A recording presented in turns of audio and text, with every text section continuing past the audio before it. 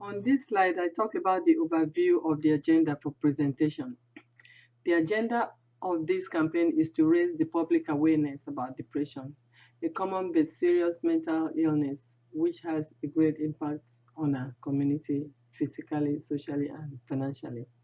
Raising the awareness for depression can help the public understand the disease, know the symptoms, the treatments, and the need for access to appropriate, timely, and quality care for better care outcome.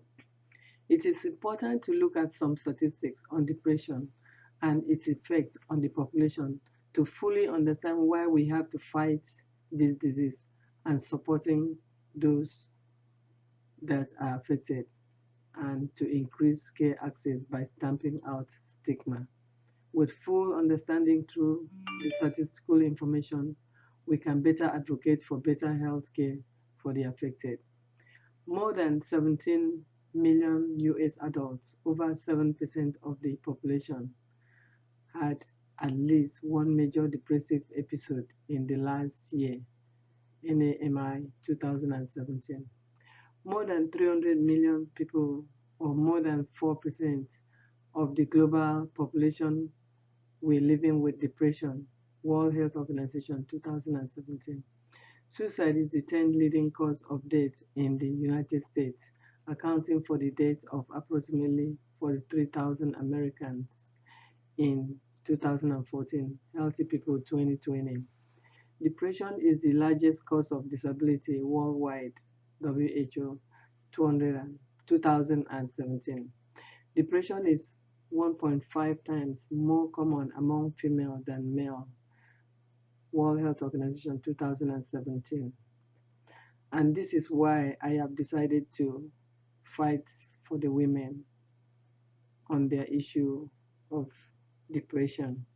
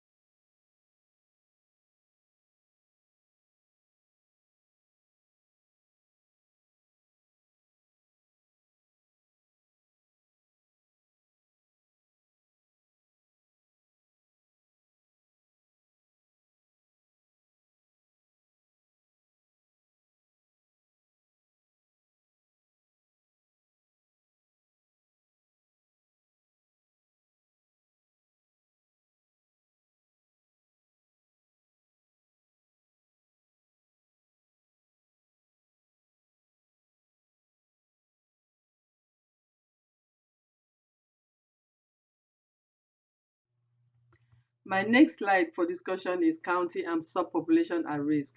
The county of my focus is Prince George's County, where I live, and my subpopulation is the women veteran who live in the PG County and receiving mental health treatment at the VA Medical Center, Washington, D.C. Most women veterans live in the rural areas or inner cities where they can afford their living. The health outcome for PG County in Maryland is about average, 11 of 24, county ranking 2019. Premature death is 6,900 compared to 5,400 of the top US performer. County ranking 2019. One issue of concern is the care access. PG County care access indicates 810 patients to one provider compared to 310.1 for the top US provider, and this is on mental health care.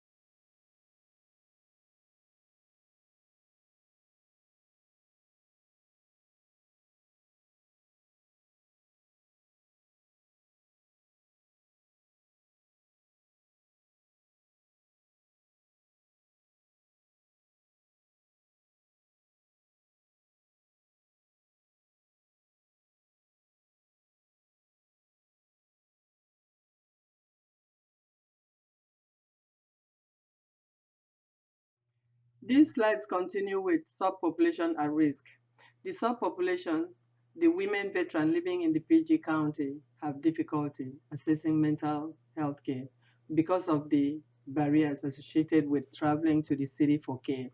It is important to raise the awareness of women depression and to ensure that they are aware of the different ways that they can fight depression, including receiving care at home through telehealth, via video conferencing and mobile app technologies for self-management of depressive symptoms.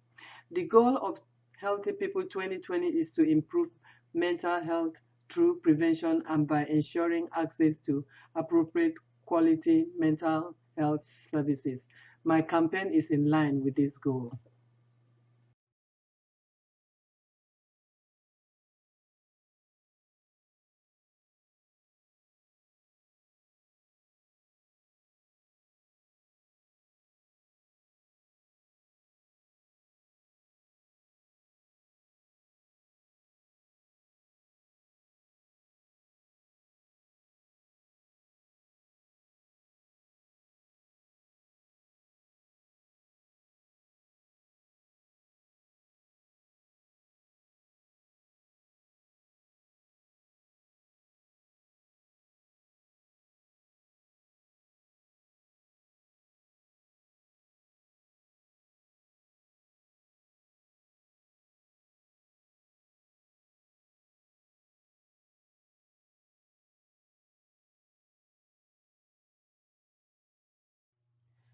This slide features our women veterans, our heroes. Women veterans have served our country in different capacities, making their families, including mine, and society safe and proud. They deserve the best treatment health care can offer. They deserve societal support and holistic, person-centered, gender-specific mental care that addresses their needs for better care outcome.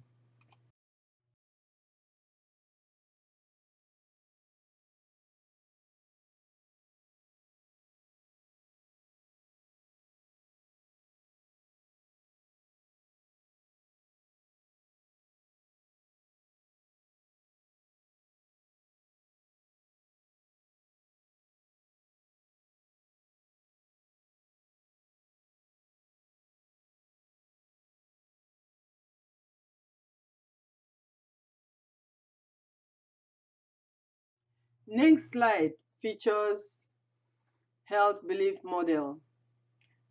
And the model I use here is Jane Watson caring theory. The Jane Watson theory offers holistic caring, focusing on the relationships in the caring environment and the interconnectedness between the patient, provider, and the resources in the environment. The patient can attain true healing, helping patient to achieve a higher degree of harmony with mind, body, and soul can only be achieved through transpersonal caring relationships.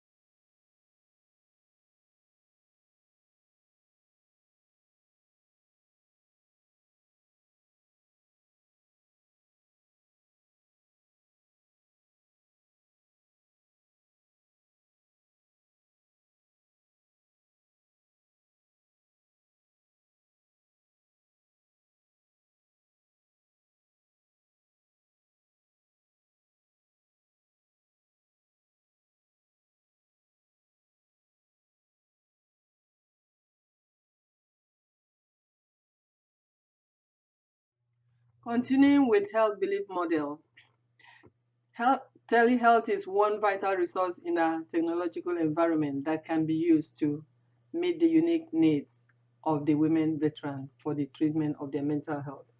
Telehealth offers a solution for the complex women care needs.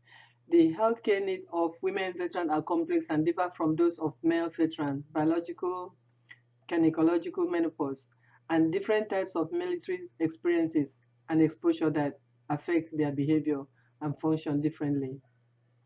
Brooks et al., 2016. Telehealth helps the women veteran to overcome the many barriers associated with seeking and receiving mental health, which include privacy, cost of transportation, child family care, long waiting time for appointment, and stigmatization.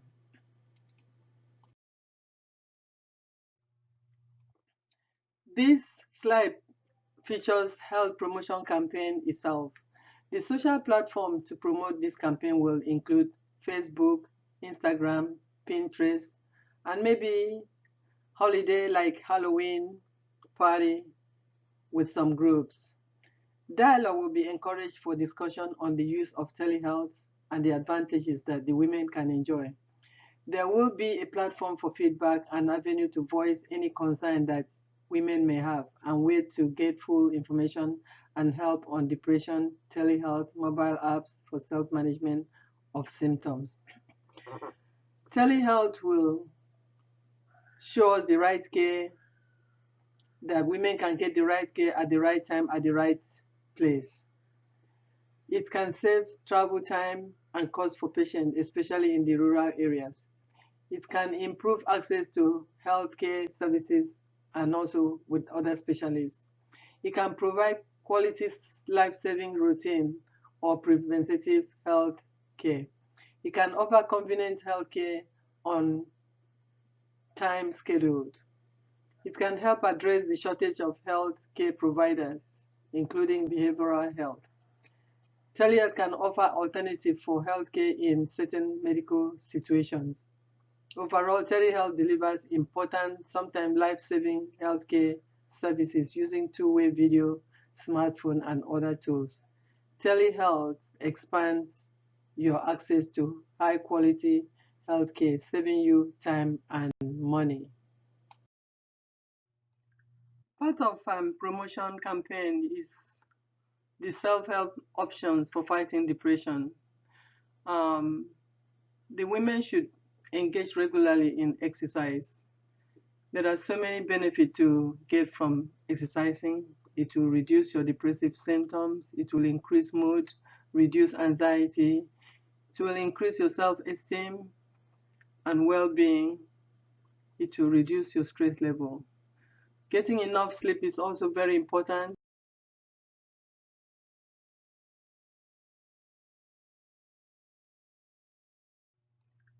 Part of and well-being, it will reduce your stress level.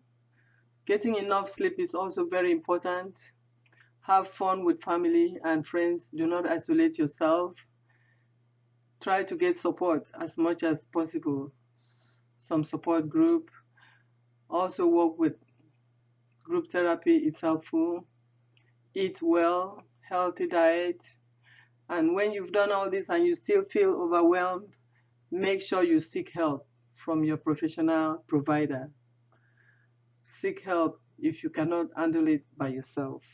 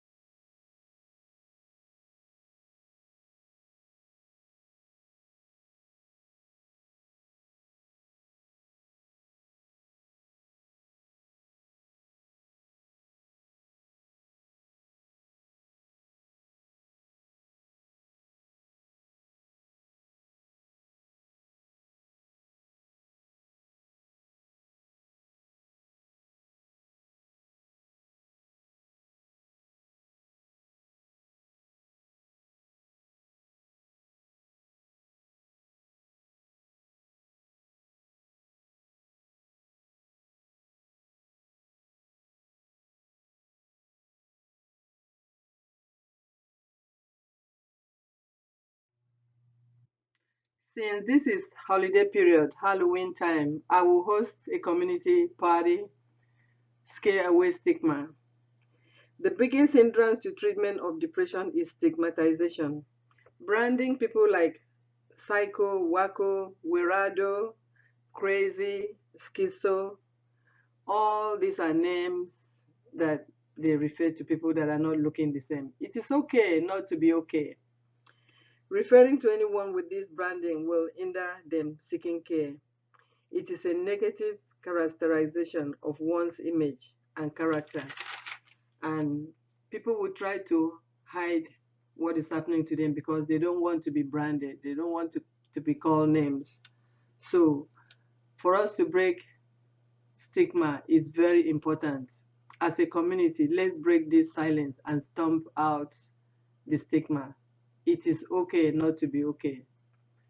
Mental illness is nothing to be ashamed of, but stigma and bias shame us all. This is a quote from Bill Clinton, and this is very true. Stigmatization will stop people from seeking help in mental health.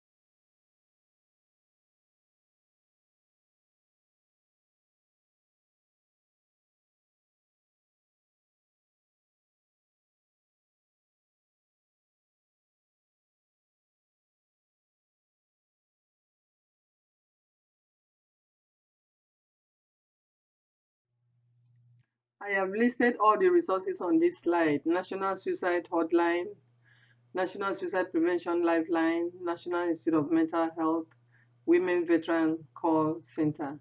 All the phone numbers are listed, which you can call and get help.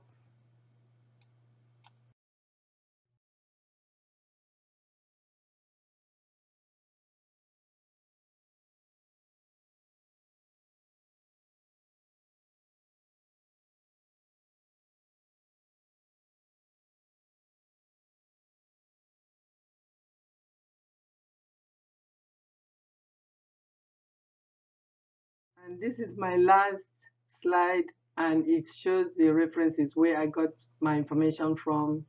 and it is listed. And so at this point, I say thank you for listening to my presentation. Thank you very much.